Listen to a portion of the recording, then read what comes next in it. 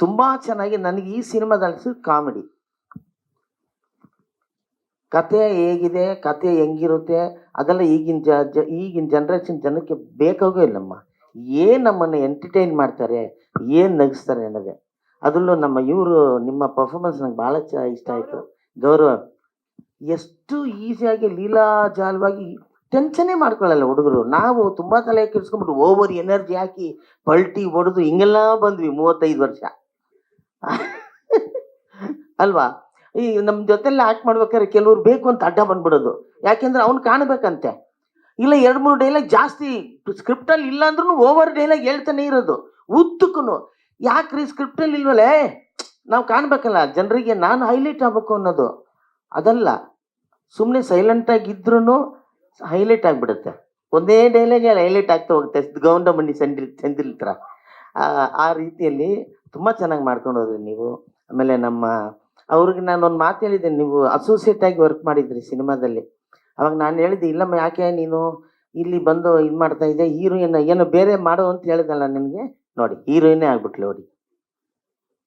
ಆ ರೀತಿ ನಿಮ್ಮ ಸಿನಿಮಾಗೆ ಈಗ ಪಬ್ಲಿಸಿಟಿ ಆ್ಯಕ್ಚುಲಿ ಅವಶ್ಯಕತೆ ಇದೆ. ಆದರೂ ಕೂಡ ನಿಮ್ಮ ಸಿನಿಮಾ ನೀವೇನು ಹೆಸರಿಟ್ಟಿದ್ರೋ ಅದು ಆಲ್ರೆಡಿ ಸೂಪರ್ ಹಿಟ್ ಆಗಿದೆ. ಯಾಕೆಂದರೆ ಇವರಿಗೆ ದೇವರ ಆಶೀರ್ವಾದ ಭಾಳ ಚೆನ್ನಾಗಿದೆ. ಥಿಯೇಟ್ರಿಗೆ ಜನ ಬಂದೇ ಬರ್ತಾರೆ, ಸಿನಿಮಾ ಓಡುತ್ತೆ, ಚೆನ್ನಾಗಿದ್ರೆ 100 ಡೇಸು ಓಡುತ್ತೆ.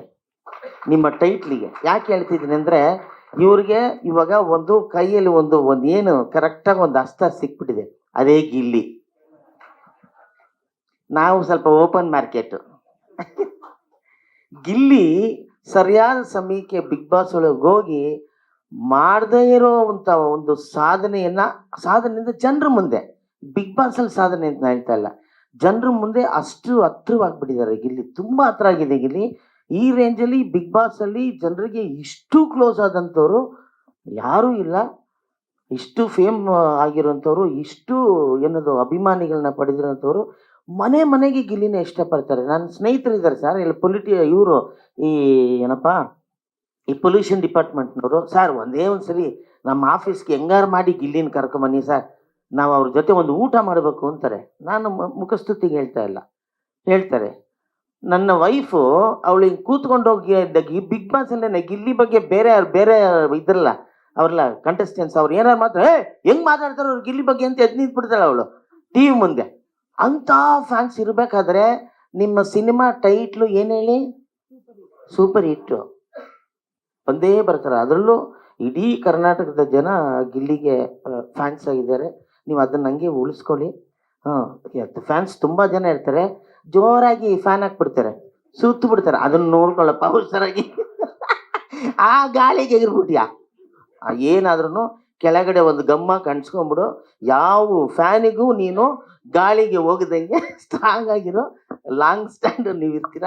ಸೊ ಅದಿರೋದ್ರಿಂದ ಆನಂದ್ ನಿಮಗೆ ಯಾವ ರೀತಿ ಬಿಸ್ನೆಸ್ಸಲ್ಲೂ ತೊಂದರೆ ಆಗಲ್ಲ, ಏನೂ ಆಗಲ್ಲ. ಆದರೆ ನಮ್ಮ ಎಲ್ಲ ಪತ್ರಕರ್ತರ ಮತ್ತು ನಮ್ಮ ಮೀಡಿಯಾ TV ಮೀಡಿಯಾದವರ ಆಶೀರ್ವಾದನೂ ಬೇಕು, ಅವರ ಬೆಂಬಲನೂ ಬೇಕು, ಆಮೇಲೆ ಅವರ ಪ್ರಚಾರನೂ ಬೇಕು. ಅದನ್ನು ಮಾಡಿ ಅಂತಲೇ ಇದೊಂದು ವೇದಿಕೆ ಸೃಷ್ಟಿ ಮಾಡಿದ್ದಾರೆ ಸರ್. ಯಾರು ಏನೇನೇ ನಮಗೆ ನಾವೇ ಹೊಗಳ್ಬೇಕಾಗಿರೋದು ಯಾರು, ಜನ ಥಿಯೇಟ್ರಿಗೆ ಬರಬೇಕು. ನೀವು ಆ ಕೆಲಸ ಮಾಡಿ ಅಂತ ಹೇಳ್ತಾ ಡಾಕ್ಟರ್ ನಾಗೇಂದ್ರ ಪ್ರಸಾದ್ ಅವರು ಬಂದ್ಬಿಟ್ಟಿದ್ದಾರೆ. ಬನ್ನಿ ಸ್ವಾಮಿ. ಸ್ವಾಗತ ಕವಿರತ್ನ ವಿ ನಾಗೇಂದ್ರ ಪ್ರಸಾದ್ ಸರ್. ಎಲ್ರಿಗೂ ಮತ್ತೊಮ್ಮೆ ಧನ್ಯವಾದಗಳು. ನಾನು ಪಾತ್ರ ಮಾಡಿದ್ದೀನಿ ನೋಡಿ, ಅಲ್ಲಿ ದೊಡ್ಡದಾಗೂ ಹಾಕಿದ್ದಾರೆ. ಎಲ್ರು ನನಗೆ ಗೌರವ್ ಗಿಲ್ಲಿ ಎಲ್ರಿಗೂ ಕಂಗ್ರ್ಯಾಚುಲೇಷನ್, ಎಲ್ರಿಗೂ ಕಂಗ್ರಾಟ್ಸ್ ಹೇಳ್ತಾ ನನ್ನ ಭಾಷಣವನ್ನು ಮುಗಿಸಿ, ಇನ್ನು ಇಬ್ರು ಒಂದೇ ಸೈಜ್ ಆಗ್ಬಿಟ್ವಾ. ಶೂಟಿಂಗ್ ಎಕ್ಸ್ಪೀರಿಯನ್ಸ್ ಬಡ್ದು ಬಾಯಿಗೆ ಹಾಕೊಂಡ್ರಲ್ರಿ ಸಾರ್, 1 ನಿಮಿಷ ಇದಕ್ಕೂ ಕೂಡ ಬಿಡ್ಲಿಲ್ಲ ನನ್ನ. ನಾನು ಮಾಡ್ರೆ 3 ದಿನ 4 ದಿನ ಎಲ್ರಿಗೂ ಹಂಗೆ ರಿಪೀಟ್ ಮಾಡೋರಂತ. ಒಂಥರ ರಂಪ ಕುಯ್ದ್ಬಿಟ್ಟು ನೀವು ನೋಡಿ ಬೇಕಾರೆ ಈ ಸಿನಿಮಾ. ನಾನು ಆ್ಯಕ್ಟ್ ಮಾಡಿರೋದು 3 ದಿನ, ಆದರೆ ಎಷ್ಟು 2.5 ಗಂಟೆನೂ ಸಿನಿಮಾಲಿದ್ದೀನಿ.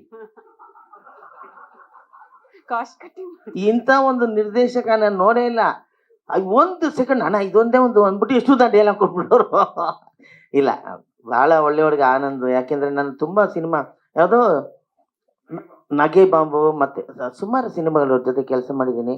ನೋವಾಗದಂಗೆ ಕೆಲಸ, ತುಂಬ ಎಲ್ರಿಗೂ ಮರ್ಯಾದೆ ಕೊಟ್ಟು ಎಲ್ರನ್ನ ಯಾವ ರೀತಿ ನಡ್ಸ್ಕೋಬೋದು ಆ ರೀತಿ ನಡ್ಸ್ಕೊಂಡಿದ್ದೀರಾ. ನಿಮಗೆ ದೇವರ ಆಶೀರ್ವಾದನೂ ಇದೆ. ಈ ಸಿನಿಮಾ 100% ಚೆನ್ನಾಗಿ ಓಡುತ್ತೆ. ನಮ್ಮ ಆಶೀರ್ವಾದನು ನಿಮ್ಮ ಮೇಲೆ ಇರಲಿ. ಬನ್ನಿ, ದೊಡ್ಡವರ ಆಶೀರ್ವಾದ ತಗೊಳ್ಳಿ. Thank you Sadhu Maharaj, Sadhu Kokila sir, thank you so much ಕಾರ್ಯಕ್ರಮದಲ್ಲಿ ಭಾಗಿಯಾಗಿದ್ದಕ್ಕೆ. Thank you.